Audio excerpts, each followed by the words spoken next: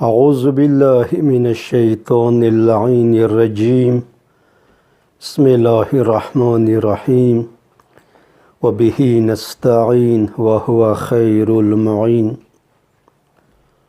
شهر رمضان الذي أنزل فيه القرآن. قدرمنو عزتمنو وریدونکو او کتونکو، السلام علیکم ورحمت الله وبرکاته. د رجب المرجب شعبان المعظم د دوی برکاتو نعماتو رحماتو نه ډاکې میاشتې ووتلې و یوه دوې ورځې بعد د رمضان مبارکه میاشته روانه ده. د رمضان میاشتې خپل آداب، خپل اصول و قواعد و ضوابط دي. د رمضان میاشتې اعمال ډیر بهترین اعمال دي. انسان څه کله سحري خوراک ته پڅېږي، خپل اصول و ضوابط ورځې لمونځ کوي، لمانځه نه وروسته خپلې دعاګانې، افطار کوي، افطار نه مخکې خپله دعا. انسان کله افطار کوي، اللهم لك صمت وعلى رزقك افطرت وعليك توکلت. اللهم لك صمت، خداوندا ما دغه روژه د تا خوشنودۍ، د تا تقرب وغواړم چې تا ته ځان نږدې کړم. دغه روژه ما قربة الی الله وساتله. وعلى رزقک افطرت، خدایا دغه رزق چې تا ما ته عطا کړی دی، د تا رزق سره د زه افطار کوم. ځینې خلک بدبختۍ کې مبتلا وي، هغه یایي چې دا رزق، د مال، د دولت دا مو خپله ګټلی دی، په خپلو مټو مو ګټلی دی. د تا ته مټې، د تا ته صحت، د تا ته بدن دا چا دیر کړی دی؟ د هغه هم خدای دیر کړی دی.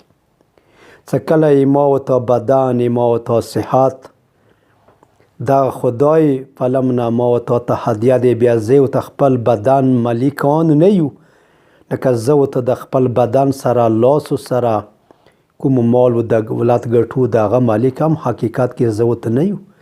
د دې وجې نه خداوند متعال ما و تا ته د کوم نعمت راکړي دي. وعلی رزقک افطرت، دا رزق چې ما خپلو لاسو سره ګټلی دی، دا رزق هم خدایا د تا رزق دی، دی سره د زه افطار کوه.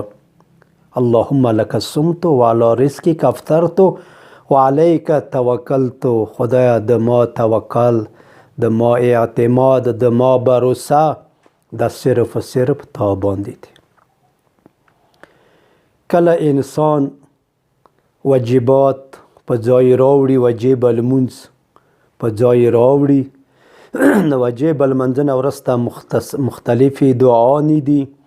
هغوی نه یوه دعا دی: اللهم ادخل على اهل القبور السرور، اللهم اغني كل فقير، اللهم اشبع كل جائع، اللهم اكس كل عريان، اللهم اقضي دين كل مدين، اللهم فرج عن كل مكروب، اللهم رد كل غريب، اللهم فك كل أسير، اللهم اصلح كل فاسد من أمور المسلمين، اللهم اشف كل مريض، اللهم سد فقرنا بغناك، اللهم غير سوء حالنا بحسن حالك، اللهم اجزي عنا دين وعننا من الفقر انك على كل شيء قدير.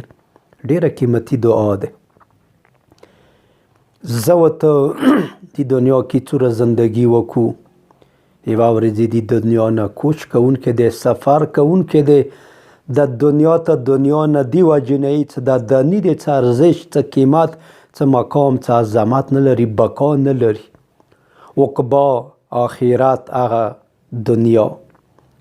نو زه ورته رژې میاشتې کې ما ورته تایمه یو سبق راکړی دی چې خپل ځان نه ټولو نه اول هغه کسان چې هغه قبرستان کې دفن دي، مور وي، پلار وي، ورور وي، خور وي، استاد وي، کلي والا وي، څوک مشران وي چې څه قسم سره یې تا خدمات کړی وي، اول هغه یې ما ورته پکار دی په یاد وي. اللهم ادخل علی اهل القبور السرور. خداونده د کوم کسان چې قبرستان کې دفن دي د قبر ولمنه دي دوی باندې ته سرور راوستلی کې. سرور باندې راوستلی کې څه مطلب؟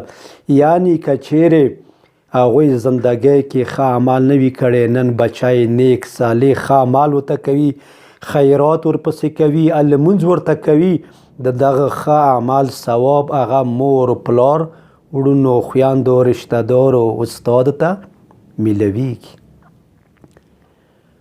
اللهم ادخل علی اهل القبور السرور. و د دین اسلام دین تشیع اجتماعي دین د انفرادي نه، دا ما ورته ته روژې کې دا سبق کار کوي چې د یو بل فکر کې وو، یو بل غم کې وو، یو بل درد در سره وي. اللهم اغنی کل فقیر. خداونده تا ټول فقیران غنی کې، دولتمنی کې، مستغنی وګرځولې کې لفظ کل استعمال شوی دی.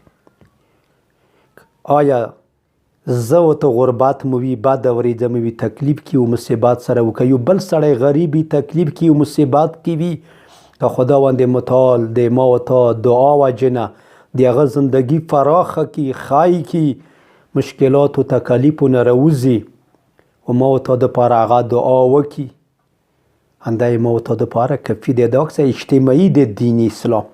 اللهم اغنی کل فقیر، اللهم اشبع کل جائع. خدایا ټوله وږي ته مړه کړي. د وږي صرف د خېټې وږی نه، څوک د شهرت وږی وي، څوک د مقام وږی وي، څوک د دولت وږی وي، څوک د جایداد وږی وي، څوک د عزت وږی وي، څوک د پیسو وږی وي، څوک د ګاډو وږی وي، څوک د ښې زندګۍ وږی وي. خداونده تا ټوله وږي چې کوم قسم سره وږي وي هغه ټوله ته مړه کړي، یعنې ټولو حاجتونه ته برآورده کړي، ټولو ته ښه زندګي نصیب کړي. اللهم اکسو کل وریان. خداونده چې څوره وریان دي، وریان عربی کې هغه چاته وي چې هغه لغړ وي، چې موږ پښتو کې ورته یو بدن باندې لباس نه وي. خداونده هغه کسان چې ګناهانې کوي او ګناهانو وجه نه د هغې عزت ختمیږي، خو خدای ستار العیوب دی، دې دنیا کې د مو حیا و پرده ساتي، لیکن قیامت ورځ شي یوم تبلی السرایر، چې کله قیامت ورځ شي دغه پردې به د ما و تا بدن نه اوچتې شي، هغه ما و تا چې څومره بد اعمال وي هغه به ټوله چه شي؟